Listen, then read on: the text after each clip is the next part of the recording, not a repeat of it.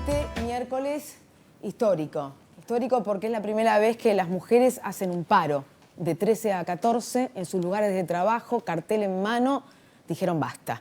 Miércoles negro porque la cita era vestirse de negro para marchar, para manifestar en el Obelisco, conmovedor en un día lluvioso, paraguas, mujeres y varones, para decir basta, para que no nos sigan matando.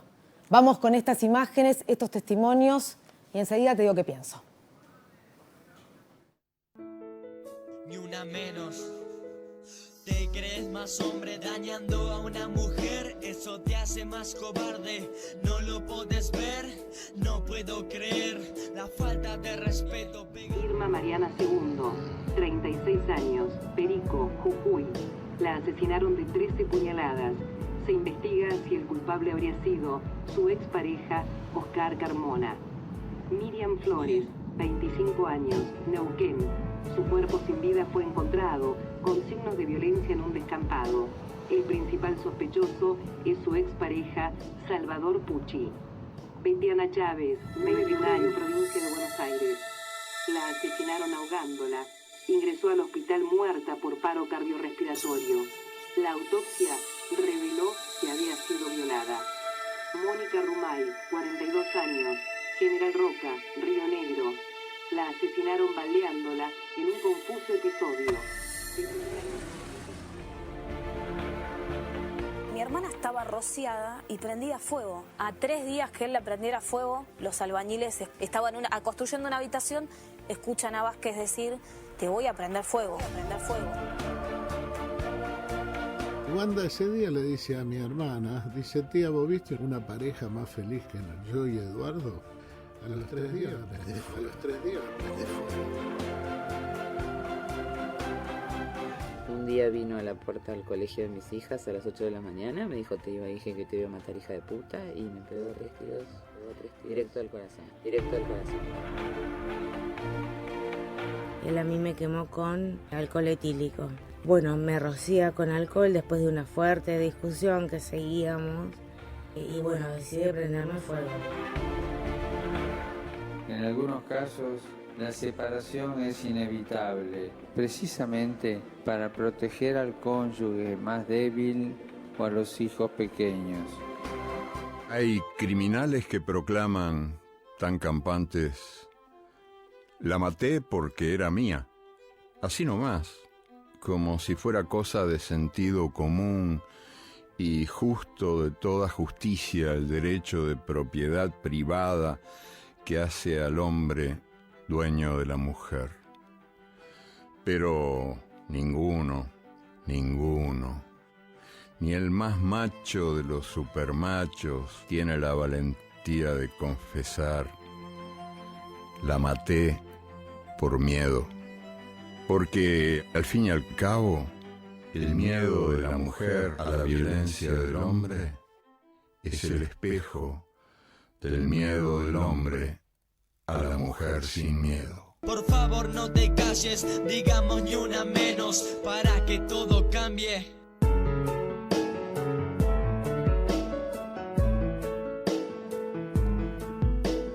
En toda la República Argentina para decir basta, parafraseando lo que dice y dijo Eduardo Galeano, decir que no tenemos miedo. En todo caso, el varón es el que tiene miedo, nos cosifica y cree que somos de su propiedad. Y cuando no hacemos lo que quiere, nos mata. Eso es lo que salimos a decir. Y este es un cambio cultural porque venimos de décadas donde esto estaba naturalizado. A ver, desde el humor, alguna vez Nini Marshall dijo, siempre desde el personaje, claro está: mire señor, no me toque, ya tengo marido para que me pegue. Estaba tan naturalizado eso que entonces no había queja. Qué bueno que ahora sí, no solamente hay queja, sino que exigimos que se dé ese cambio cultural. No será de un día para el otro, claro que no. Pero se comenzó, estamos en el camino. Mire los datos escalofriantes, Organización Mundial de la Salud: el 35% de las mujeres en el mundo alguna vez en su vida sufrieron violencia sexual o violencia de pareja. La Argentina Es el país donde más mujeres mueren a causa de esta violencia extrema.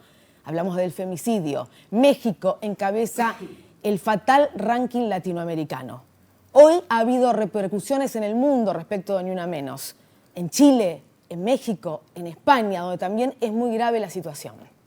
Los varones tienen que tomar conciencia. La sociedad no tiene que permitir esto que pasa todos los días. Y hay otra problemática, los chiquitos que quedan huérfanos. Más de 2.000 en los últimos años. Niños y niñas que quedan sin mamá y sin padre, porque el padre o se fue, se fugó o está preso. Esta es la realidad. Y esa violencia se ejerce todos los días. Es una cotidianeidad. A veces nos damos cuenta. Pero hay señales. Hay señales en el trabajo, hay señales cuando se cosifica a la mujer desde los medios de comunicación, cuando se la usa como adorno del varón, cuando te chequean el celular, cuando intentan meterte en tu Facebook, cuando te dicen alguna cosa que parece que es por celos o porque te quieren, pero no te quieren. Eso es violencia. Y es eso lo que salimos a decir. Y es eso lo que tenemos desde los medios de comunicación, la responsabilidad social de denunciar. 144, la línea gratuita, para que lo puedas hacer. Mira qué curioso, ¿no? Que hoy, en el marco del proyecto de ley para modificar el Ministerio Público Fiscal, con el solo objetivo de acotar el mandato de la doctora Gil Carbó, se olvidaron de incluir a la Fiscalía que lucha contra la violencia de género. Claro, está, funciona, decisión del anterior gobierno, pero en este proyecto estaban tan apurados por conseguir la adhesión para acotar el mandato de Gil Carbó, que entonces se olvidaron de la Fiscalía. Entonces cuando se les mencionó y se les dijo, bueno, sí, lo vamos a arreglar en el recinto. Esa es la importancia, lo vamos a arreglar en el recinto, total. Esto es lo que sucede, señores. Tenemos una pregunta central, claro está, para hablar de este tema. Le doy la bienvenida a Raúl Aragón. Raúl, buenas noches. Sí, la pregunta obligada de la noche, lamentablemente, es: ¿generarán las marchas por las mujeres un cambio cultural? Y hay algo más que quisiera acotar, Rosario. ¿Cómo no? Yo no sé qué diría Freud de ese olvido de la inclusión en el cambio hoy de la Fiscalía de Género, de Violencias de Género, ¿no? Es un olvido un poco sospechoso, ¿no? Exactamente. Necesitamos un cambio cultural, si no, no hay manera de corregir esto. Y estamos, yo creo, en el camino correcto. Vamos a hablar con una mujer que nos acompaña. Quiero decir que teníamos 3 mujeres invitadas. Iban a venir también Florencia Mins, integrante de Ni Una Menos, y María Pía López, integrante de Ni Una Menos. La marcha se extendió, no pudieron llegar, es un día difícil, así que aviso que estaban invitadas. Pero le voy a dar la bienvenida a Victoria Freire, que es socióloga. A ver si podemos con Victoria. Victoria, buenas noches. Tratar de entender de dónde nace esta violencia. Yo marqué recién en la apertura que estamos insertos en una cultura machista, en una cultura patriarcal. El punto es cómo modificamos esto. Bueno, sí, vos lo decís, efectivamente el problema de la violencia de género es muy difícil encontrar una causa o un origen preciso, ¿no? Es una cuestión estructural que tiene que ver con la manera en la que está ordenada nuestra sociedad, con la manera en la que se dan las relaciones sociales, tiene que ver con las desigualdades, efectivamente, tiene que ver con patrones culturales que tienen mucho tiempo formando conciencias, ¿no? De varones, de mujeres y de todas las identidades de género. Entonces, es complejo encontrar una sola causa. Lo que sí podemos decir es que hay lógicas del poder político, del poder económico, que se apoyan en esas relaciones desiguales, ¿no? Y construyen también desde ahí. Por ejemplo, una de las cuestiones que se señalaba hoy respecto del paro es que el 76% de las mujeres realizan tareas domésticas no remuneradas. Es decir, hay un objetivo seguramente económico también detrás de que los salarios no estén remunerando ese trabajo doméstico que las mujeres realizan todos los días, esas tareas de cuidado de chicos o de grandes que están a cargo hoy por hoy de las mujeres. Hay distintas tramas también, incluso del poder político, ¿no? Hoy está en discusión la ley de paridad, están en discusión los cupos. Bueno, ¿qué pasa si hay más mujeres en los ámbitos en los que se define la política, en los que se definen los proyectos legislativos? Bueno, seguramente no asegurarían necesariamente que haya hayan avances, pero sabemos que de caso contrario no va a haber avances. Lo que pasa es que yo quiero marcar esto, ¿no? Porque lamentablemente necesitamos leyes para que nos den el lugar. El varón no te da el lugar. Claro. Y además a la mujer se le exige probar su idoneidad. Cuando llega un varón, ¿no? Nadie se pregunta, ¿será idóneo? Claro. ¿Podrá hacer este trabajo? ¿Qué es la La mujer sí tiene que demostrarlo. Y por lo general el varón lo que dice es, vamos a ver cuánto dura, hay que ver cómo se mueve en el campo, ¿no es cierto? Esto es muy habitual. Entonces, el punto es si tenemos que empezar a hablar de una educación diferente. Los especialistas en el tema, especialmente de la Corte Suprema de Justicia de la Nación, dicen, tenemos un problema de roles que ya le damos al varón y a la mujer desde muy chiquitos. Juegos que puede hacer uno, juegos que puede hacer otro. Y marcan qué lugar ocupan. ¿De qué manera peleamos contra eso? Porque también está la mujer machista, esto quiero decir. Sí, por supuesto, es una cultura, ¿no?, que nos empapa a todos y todas y es muy difícil desandar ese camino. Bueno, en relación a lo que mencionaba sobre la unidad fiscal, ¿no?, que se disolvió en el marco de esta reforma, este proyecto de reforma, también lo que vemos es que existen un montón de políticas de Estado, políticas públicas, que hoy por hoy están siendo reducidas, achicadas o disueltas, ¿no? Por ejemplo, el Programa Nacional de Educación Sexual Integral, que proviene de una ley que este año cumple 10 años y que es fundamental porque justamente apunta a esto que vos decís, que es la educación en todos los niveles, ¿no? Desde el nivel inicial hasta los niveles superiores. Y es un programa que plantea la educación sexual desde un punto de vista íntegro, o sea, no solamente como la hemos entendido en términos biológicos, sino las relaciones entre las personas, la libre identidad de género, cómo se vive, ¿no?, cómo se piensa la sexualidad, cómo nos construimos en sociedad, qué pasa con los noviazgos violentos. Bueno, ese programa hoy no tiene recursos, no tiene equipo técnico, no tiene presupuesto, entonces es muy complejo pensar cómo abordar desde esos niveles educativos más elementales estas discusiones, estos debates y poder pensarnos de otra manera y construir otros roles en la sociedad que no son estos roles establecidos por esta cultura patriarcal, por esta cultura machista que vos mencionás. Es decir, hay cierta hipocresía entre el apoyamos, las apoyamos, estamos con ustedes, pero después a la hora de la política pública el presupuesto no está y sin presupuesto no se puede hacer nada. Pues es que muchas intendencias tienen lo que se llaman refugios, que debieran tenerlos todas, para que la mujer que logra salir de ese clima de violencia tenga a dónde estar. A veces se va con los chiquitos y retorna al hogar donde es golpeada, donde es víctima de violencia, porque no tiene cómo salir. Claro, hay dos cuestiones. Hay algunos programas y políticas específicas que tienen que ver con el acompañamiento, con la asistencia. En la Ciudad de Buenos Aires, por ejemplo, existen 7 refugios. El año pasado se sancionó una ley en la legislatura que propone que exista un refugio por comuna y es al día de hoy que todavía no se ha otorgado el presupuesto ni se ha avanzado en esa política. O sea, hay carencias desde ese punto de vista, pero también hay políticas que son y que deben ser más integrales y que tienen que ver también con pensar la violencia como parte de una trama social mucho más amplia, donde también se pone en juego el acceso a la vivienda, el acceso a la salud, el acceso al trabajo. ¿No? Si una mujer está en situación de violencia, difícilmente pueda salir de ese círculo, de esa espiral, si no tiene a dónde recurrir, si no tiene un trabajo en condiciones dignas, si no tiene una vivienda. Y eso también es importante, poder avanzar en ese aspecto, no simplemente atender la urgencia, avanzar en campañas de prevención, de concientización, pero también avanzar en conquistas de derechos en los planos más amplios, ¿no? En el acceso a todos los derechos.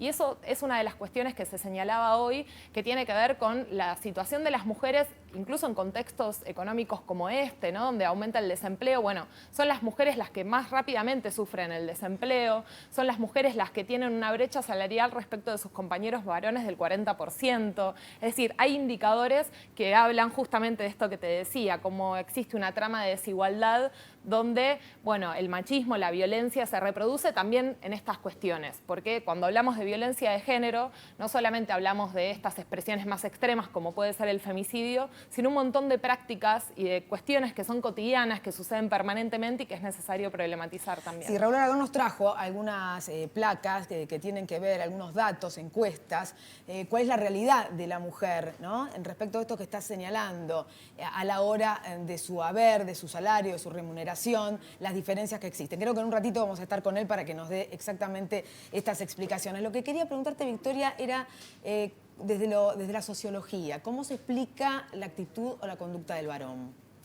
Bueno, seguramente también es muy complejo. Yo creo que fundamentalmente hay que pensar muchas veces se trabaja, incluso desde los medios, vos recién hablabas de la responsabilidad social que existen desde los medios. Bueno, muchas veces se construye un discurso de que el varón que es femicida, ¿no? Que comete un asesinato o que comete situaciones de hechos de violencia, son casos locos, de aislados, ¿no? De enfermos. Bueno, hay que asumir de alguna manera que estos casos no son casos aislados de la sociedad, ¿no? Sino que se dan en un contexto que permite que existan, ¿no? Un contexto que no problematiza esas situaciones que viven las mujeres previamente a que se consume un femicidio, ¿no? Que son prácticas cotidianas de violencias, de golpes. Ahí hay una responsabilidad y hay una importancia en relación a la movilización que tiene que ver con poder advertir, que el conjunto social advierta, acompañe, no permita, ¿no? Que las mujeres no pensemos también que estas son cosas que nos pasan en nuestro fuero íntimo y personal. Y Victoria, ¿qué pasa después de cada movilización? Esta no es la primera.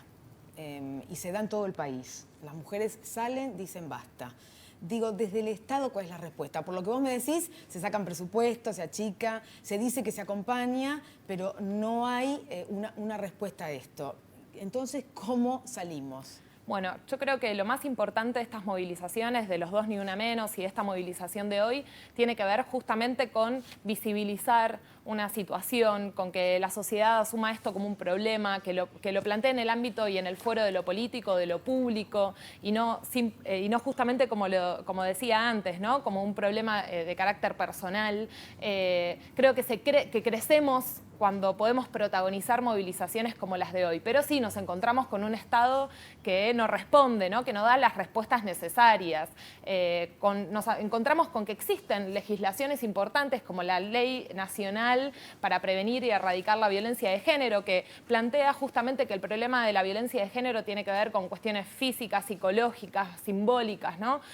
Que se dan en todos los planos, pero es una ley que no se encuentra reglamentada y que tampoco tiene presupuesto. Entonces necesitamos dar esa pelea para que exista ese presupuesto, para que exista voluntad política. Y yo lo que me encuentro y lo que encontraba hoy en esta jornada histórica, además de que se replicó en un montón de países, que tuvo una dimensión y un volumen impresionante, ¿no? En un día de lluvia, es que también nos fortalecemos nosotras, y eso es fundamental. Eso es muy importante. Incluso poder salir del lugar de víctima y ponernos en protagonistas de nuestra lucha, de nuestro proceso de organización.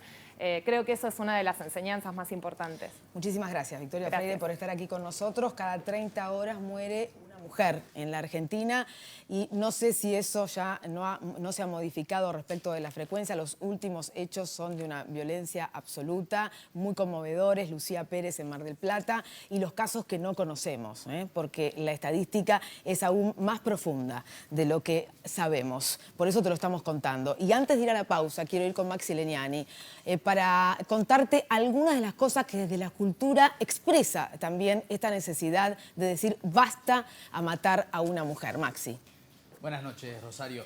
Efectivamente, así como la película Refugiado de Diego Lerman mostró toda esa problemática de la necesidad de refugios, y a través de un notable trabajo de Julieta Díaz, este año hubo y hay 2 películas muy importantes. Una es La Luz Incidente, película de Ariel Rotter, en la cual Erika Rivas encarna a una mujer en los años 60, una película filmada en blanco y negro, una mujer que acaba de enviudar y empieza a sufrir violencia de género de un hombre que la va avasallando hasta querer casarse con ella y prácticamente quedarse con sus hijas. Un trabajo conmovedor de Erika Rivas, que además ha dicho todo lo que le cuesta a la mujer, lo que recién señalaban en torno a lo menos que puede ganar, a lo que le cuesta defender los espacios que merece por sus capacidades y demás compromisos que Erika Rivas, como gran actriz que es, pudo llevar adelante a través de esta película conmovedora, impactante, yo diría, de lo más importante que se ha hecho en cine argentino en este 2017. Pero también hay otra película que tiene un valor desde otro lado y que también tiene que ver con el lado testimonial, con el lado de contar desde ya un título muy fuerte que es No me mates, la historia de Corina Fernández. Una mujer que sobrevivió a 3 tiros que le pegó el hombre que la atosigaba, que la perseguía, que la violentaba constantemente, y a través de esta película documental que tiene un lado de ficción dirigida por Gabriel Arbós, donde Corina Fernández cuenta su propia historia, pero al mismo tiempo Ana Celentano y Alejo García Pintos la encarnan desde la ficción, se cuenta esta historia también imprescindible para seguir viendo y darnos cuenta que nuestro cine cuenta la historia y cuenta la problemática y las grandes problemáticas de este tiempo. Claro, la historia de Corina Fernández es muy tremenda porque estaba en la puerta de la escuela de sus hijas. Su ex marido, hacía 1 año y medio que se había separado, llegó hasta la puerta del colegio y le dijo: te voy a matar, hija de puta. Y le pegó 3 tiros.